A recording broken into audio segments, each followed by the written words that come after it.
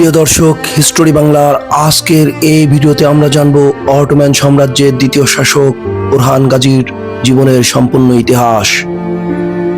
তার জন্ম, শৈশব, যুদ্ধজয়, প্রশাসনিক দক্ষতা, বিবাহ, সন্তান, জীবনের গুরুত্বপূর্ণ ঘটনা এবং মৃত্যুর আগ পর্যন্ত তার অসাধারণ অবদান নিয়ে বিস্তারিত আলোচনা। 1281 সালের দিকে আনাতোলিয়ায় সগুত অঞ্চলে জন্মগ্রহণ করেন ওরহান গাজী। তিনি ছিলেন অটোম্যান সাম্রাজ্যের প্রতিষ্ঠাতা ওসমান গাজীর পুত্র এবং মা ছিলেন মালহুন হাতুন। ছোটবেলা থেকেই তিনি যুদ্ধবিদ্যা, ঘোড়সওয়ারি, তীরন্দাজি এবং রাষ্ট্র পরিচালনায় শিক্ষা লাভ করতে থাকেন। ওসমান গাজী বুঝতে পেরেছিলেন যে তার পুত্র ভবিষ্যতে একজন দক্ষ শাসক হয়ে উঠবেন। 1324 সালে ওসমান গাজীর মৃত্যুর পর ওরহান গাজী অটোম্যানদের শাসক হিসেবে ক্ষমতা গ্রহণ করেছিলেন। তখন অটোম্যানরা ছিল একটি ছোট্ট বেইলি, কিন্তু ওরহানের নেতৃত্বে এই ছোট্ট রাষ্ট্র দ্রুত একটি শক্তিশালী সাম্রাজ্যে পরিণত হতে শুরু করে।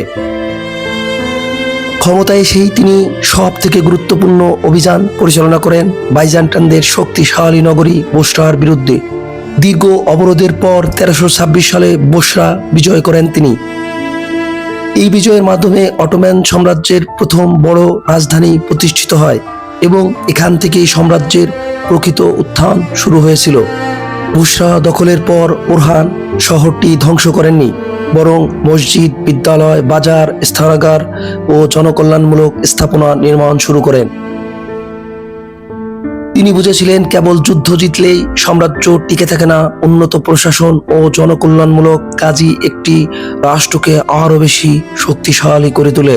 এরপর তিনি একের পর এক গুরুত্বপূর্ণ শহর ইনজিক, ইজমতি দখল করেন।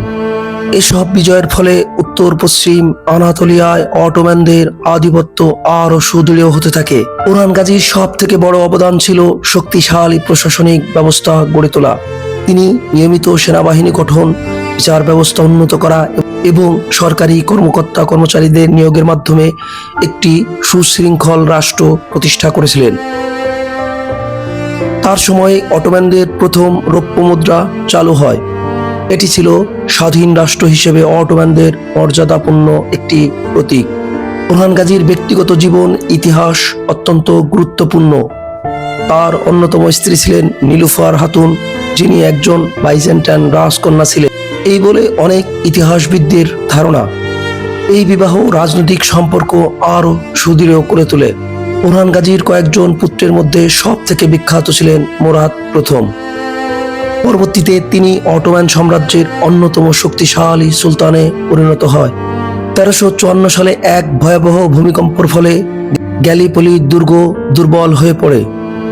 সুযোগ কাজে লাগিয়ে ওরহানের সেনারা ইউরোপের গ্যালিপলি দখল করে নেন। এটি ছিল ইউরোপে অটোম্যান সাম্রাজ্যের প্রথম স্থায়ী বিজয়। পরবর্তীকালে এই পদক্ষেপই বলকান বিজয়ের পথ খুলে দেয়। ওরহান গাজী ছিলেন সাহসী সেনাপতি, কিন্তু একই সঙ্গে ধৈর্যশীল ও বিচক্ষণ শাসক। তিনি অপ্রয়োজনীয় যুদ্ধের পরিবর্তে কূটনীতি, জোট ও পরিকল্পনার মাধ্যমে সাম্রাজ্য আরো বেশি সম্প্রসারণ করতে থাকেন। তার শাসনকালে মসজিদ, মাদ্রাসা, হাসপাতাল, দাতব্য প্রতিষ্ঠান নির্মিত হয়। শিক্ষা, ধর্মীয় প্রতিষ্ঠান, ব্যবসা বাণিজ্য বিকাশে তিনি গুরুত্বপূর্ণ ভূমিকা রেখেছিলেন। ফলে অটোম্যান রাষ্ট্র অর্থনৈতিকভাবে আরো বেশি ধীরে ধীরে শক্তিশালী হতে থাকে। জীবনের শেষ দিকে তিনি ধীরে ধীরে প্রশাসনিক দায়িত্ব তার পুত্র মুরাদের হাতে তুলে দিতে থাকেন। বার্ধক্য ও অসুস্থতার কারণে তিনি সক্রিয় রাজনীতি থেকে নিজেকে সরিয়ে নেন। 1362 সালে প্রায় 80 বছর বয়সে ওরহান গাজীর মৃত্যু হয়। তাকে বোসরায় তার পিতা ওসমান গাজীর পাশেই সমাহিত করা হয়। ইতিহাসবিদদের মতে ওসমান গাজী অটোম্যান রাষ্ট্রের প্রতিষ্ঠাতা হলেও সেই রাষ্ট্রকে প্রকৃত সাম্রাজ্যের রূপ দেওয়ার ভিত্তি নির্মাণ করেছিলেন ওরহান গাজী। তার প্রশাসনিক সংস্কার, সামরিক সংগঠন এবং ইউরোপের প্রথম পদার্পণ অটোম্যানদের ভবিষ্যৎ বিশ্ব শক্তিতে পরিণত হওয়ার জন্য নতুন এক দ্বার উন্মোচিত করেছিল। আজও তুরস্কের ওরহান গাজীর অত্যন্ত সম্মানের সাথে স্মরণ করা হয়। তার নির্মিত অনেক ঐতিহাসিক স্থাপনা এখনো অটোম্যান ঐতিহ্যের সাক্ষী হয়ে মাথা উঁচু করে দাঁড়িয়ে আছে।